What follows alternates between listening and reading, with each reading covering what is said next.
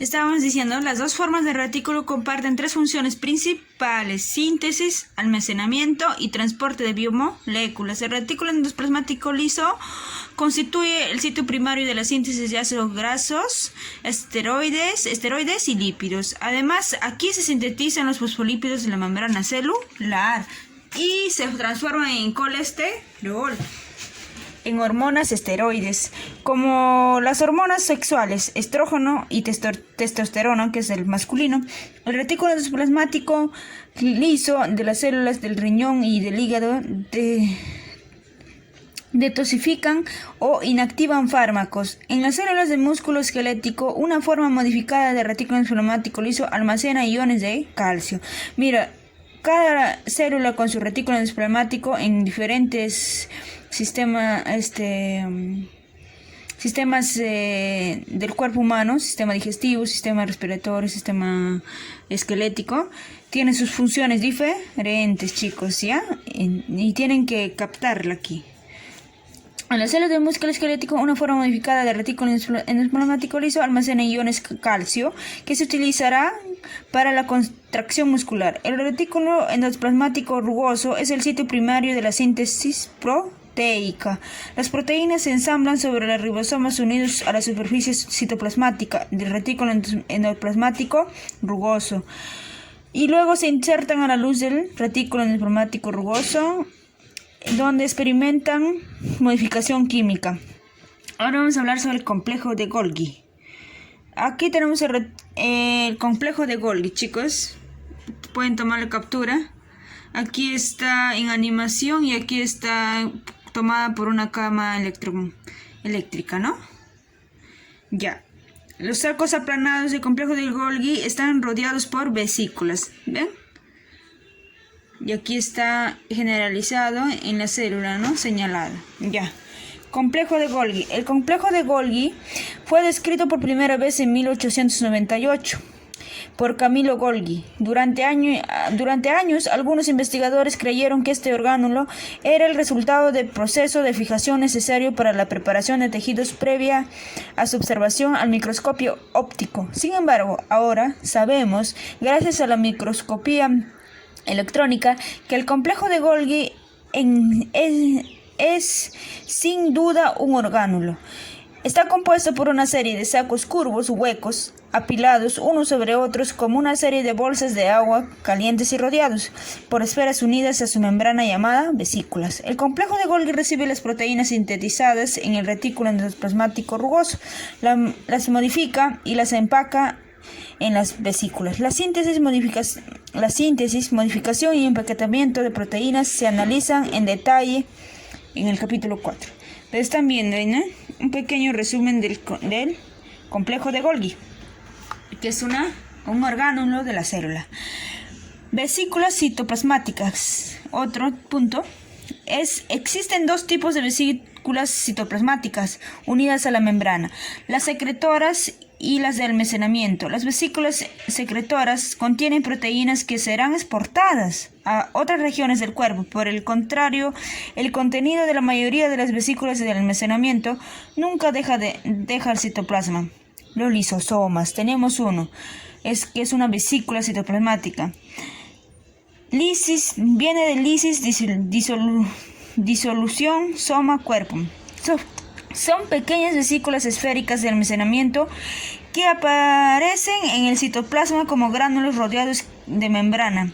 Los plasmas como gránulos rodeados de membrana. Los lisosomas actúan como el aparato digestivo celular y utilizan las potentes enzimas para descomponer las bacterias o los orgánulos viejos como las mitocondrias en sus moléculas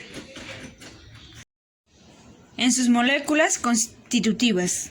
Aquellas moléculas que pueden ser utilizadas son reabsorbidas en el citosol, mientras que el resto es expulsado fuera de la célula. Se han identificado alrededor de 50 tipos de enzimas en lisosomas de distintos tipos celulares, debido a que los lisosomas son tan poderosos. Una de las preguntas que desconcertó a los primeros investigadores era ¿por qué estas enzimas no destruían a la célula que las contenía. Los científicos descubrieron que las enzimas lisosomales solo se activan en condiciones muy ácidas, 100 veces más ácidas que el nivel de acidez normal del citoplasma. Cuando los lisosomas son expulsados por primera vez del complejo de Golgi, el pH de su interior es muy similar al citosol, 7, o 7 o 0 a 7 y 3. A este nivel de pH las enzimas están inactivas. Esta inactividad es una forma de seguro. Si el lisosoma se rompe o libera la enzima accidentalmente, no provocará daño a la célula. Pero cuando el lisosoma se asienta en el citoplasma, acumula hidrógeno. En un proceso que consume energía, el pH del interior de la vesícula disminuye a 4,8-5 a 0,0 y las enzimas se activan. Una vez que esto ocurre, las enzimas son capaces de degradar varias biomoléculas de la luz. La membrana lisosomal no se ve afectada por las enzimas. Las enzimas digestivas de los lisosomas no siempre están aisladas dentro de orgánulos. En ocasiones, los lisosomas liberan sus enzimas fuera de la célula para disolver el material de sostén extracelular, como el carbonato de calcio del hueso. En otros casos, las células permiten que las enzimas de los lisosomas entren en contacto con el citoplasma, lo que lleva a la autodigestión de toda parte de la célula. Cuando los músculos se atrofian o encogen por la falta de actividad o cuando el útero disminuye su tamaño luego del embarazo, la pérdida de masa celular es consecuencia de la acción de los lisosomas. Chicos, un datazo, anoten. Un dato gigante. La liberación inadecuada de enzimas lisosomales está implicada en ciertos estados patológicos, como la inflamación y la destrucción del tejido articular de la artritis reumatoidea. En las enfermedades hereditarias conocidas como enfermedades de almacenamiento lisosomal, los lisosomas son ineficaces porque carecen de enzimas específicas. Una de las enfermedades de almacenamiento lisosomal más conocida es la enfermedad Tay-Sachs, un trastorno hereditario grave. Los lactantes con enfermedad de Tay-Sachs tienen lisosomas defectuosos incapaces de degradar los glucolípidos. La acumulación de glucolípidos en las células nerviosas causa la disfunción del sistema nervioso, como ceguera y pérdida de coordinación. La mayoría de los niños afectados por la enfermedad de Tay-Sachs muere en los primeros años de vida. Es lamentable.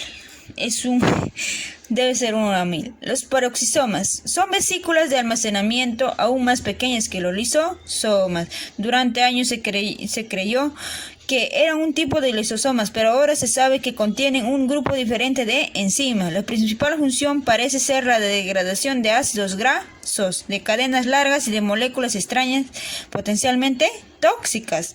Los paroxisomas deben su nombre al hecho de que las reacciones que se producen dentro de ellos generan ácido peróxido de hidrógeno, una molécula tóxica. Estos orgánulos convierten rápidamente el peróxido en hidrógeno y agua por medio de la enzima catalasa. Los trastornos peroxisomales alteran el procesamiento normal de los lípidos y pueden afectar la función neuronal por la alteración de la estructura de las membranas de las células nerviosas.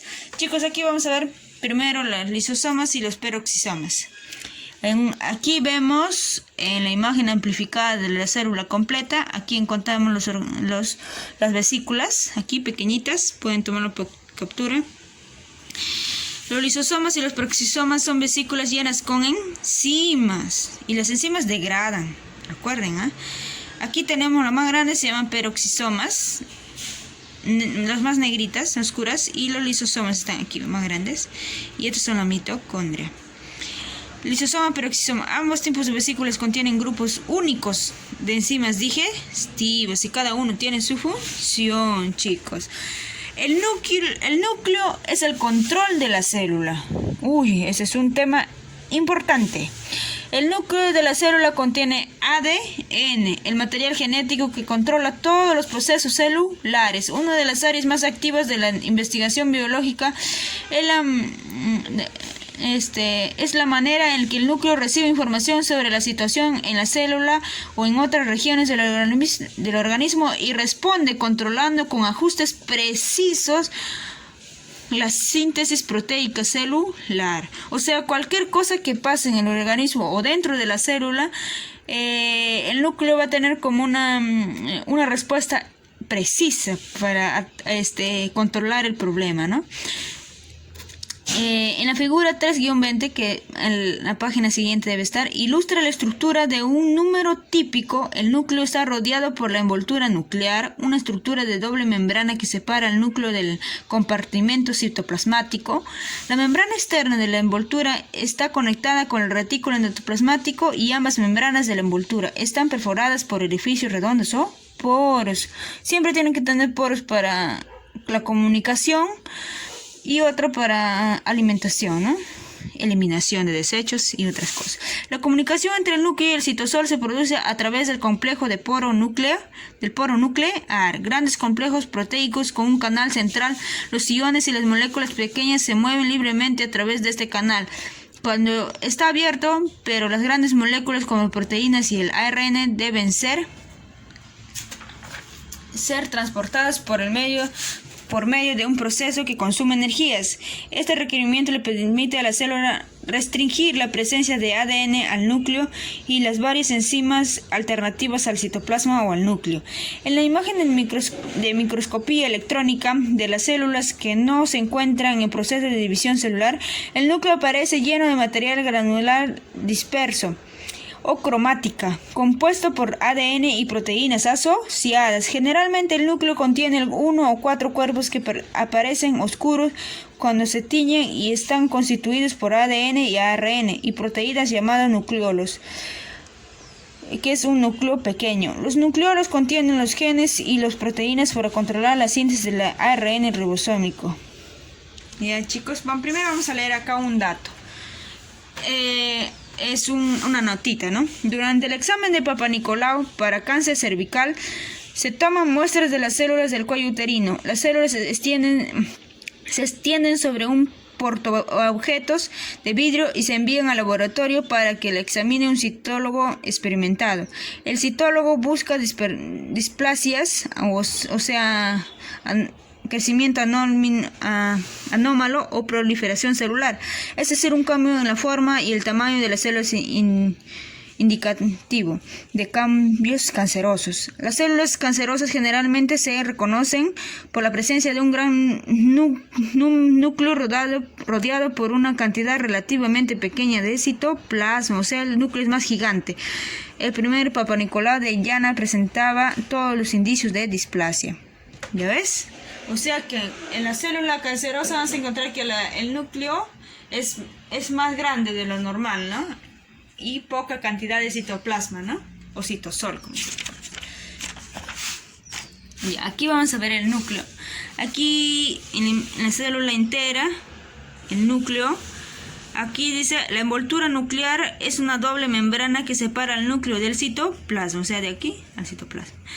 El núcleo contiene el ADN que controla la síntesis del ARN ribosómico. La cromatina, esto es ADN y proteína. Los poros regulan el movimiento material al interior y al exterior del núcleo. Corporales. A pesar de la gran variedad de estructuras intracelulares, ninguna célula puede por sí sola llevar a cabo todos los procesos del cuerpo humano maduro. Por el contrario, las células se ensamblan para formar unidades de mayor tamaño que llamamos tejidos. Las células de un tejido se mantienen unidas a través de conexiones especializadas denominadas uniones celulares y por medio de otras estructuras de sostén. La complejidad de los tejidos varían desde tejidos simples que contienen solo un tipo celular, como el endotelio y los vasos sanguíneos, hasta los tejidos complejos que contienen diversos tipos celulares y gran cantidad de material extracelular, como el tejido conectivo. Las células de mayoría de los tejidos funcionan coordinadamente para alcanzar un objetivo común. El estudio de la estructura y la función de los tejidos se denomina histología. Los histólogos describen los tejidos de acuerdo con sus características. Características físicas, ¿no? 1. La forma y el tamaño celular. 2. La disposición de las células en el tejido. en capas dispersas. 3. La conexión entre las células. Y 4. La cantidad de material extracelular presente en el tejido. Existen 4 tipos de tejidos principales en el cuerpo humano, que son, escuchen, epitelial, conectivo, muscular y neuronal o nervioso, conocido como neuronal o nervioso. Antes de examinar cada tipo de tejido en particular, se analizará la forma en la que se ensamblan las células para formar los tejidos. 1. Un título. La matriz extracelular cumple diversas funciones. La matriz extracelular, generalmente llamada solo matriz, es material extracelular sintetizado y secretado por las células de un tejido. Durante años los científicos creyeron que se trataba de una sustancia inerte, cuya única función era mantener unidas a las células. Sin embargo, las pruebas experimentales muestran que la matriz extracelular desempeña un papel vital en muchos procesos fisiológicos, desde el crecimiento y el desarrollo hasta la muerte celular. Muchos estados patológicos están relacionados con la superproducción o la destrucción de la matriz extracelular.